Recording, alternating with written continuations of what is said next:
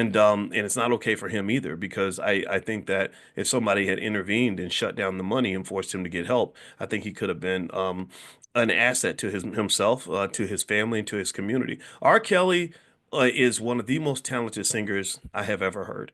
I went years ago, because I told you my wife and I have been friends for a long time, and we were all on a boat one time a long time ago, and I didn't know much about him, but I heard him sing, I heard "Step in the Name of Love," and I said, man, this guy can sing. Like, he's right there. He's almost, I dare say, up there with Michael Jackson in terms of talent. This man is amazing. But it's like sad because, and I liked him also because he just represented Chicago. He represented the hood. Like, imagine R. Kelly as a healthy human being. Like, imagine if R. Kelly was, imagine if he spent like 2 hours a week talking to someone like me, right? And all the stuff that I talk about. And we were talking constantly about how he could use that power and that talent to really, really elevate the world, That I think it would be quite amazing.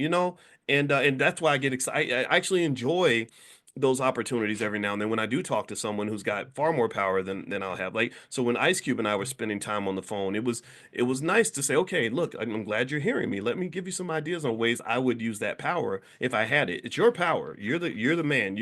I'm not Ice Cube, but still, here's some things I think you could do that could really change the world, right? And I tried that with Kanye. It didn't work so well, but there's been some other people I've talked to, and I wish, like with the R. Kelly, I'm kind of like, gosh, I would love to just talk to that guy because he's so talented, so brilliant. He's charismatic as hell.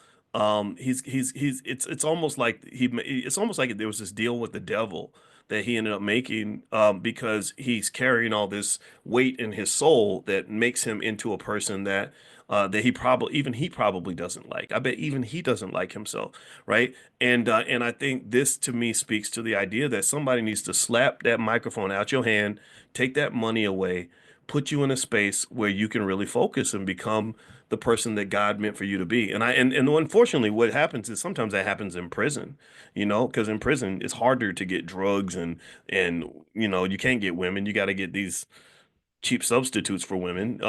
And it's a very horrible, scary, traumatic experience. And sometimes people come out worse than when they came in. But I've seen guys actually, when they get away from the distraction, come out of prison as better people too, right? So it kind of depends. It's kind of a mixed bag. But just for the record, I think prison's just a terrible place, and I really wish we would adopt some of the ideas from like places like Finland and other places where they're like really focused on rehabilitating people and making them better. They don't do that. Our prisons don't. Their goal is to make them worse by putting them through worse experiences, and that impacts the black community too, right? So let me keep going. Let me keep moving on with this gambling casino thing.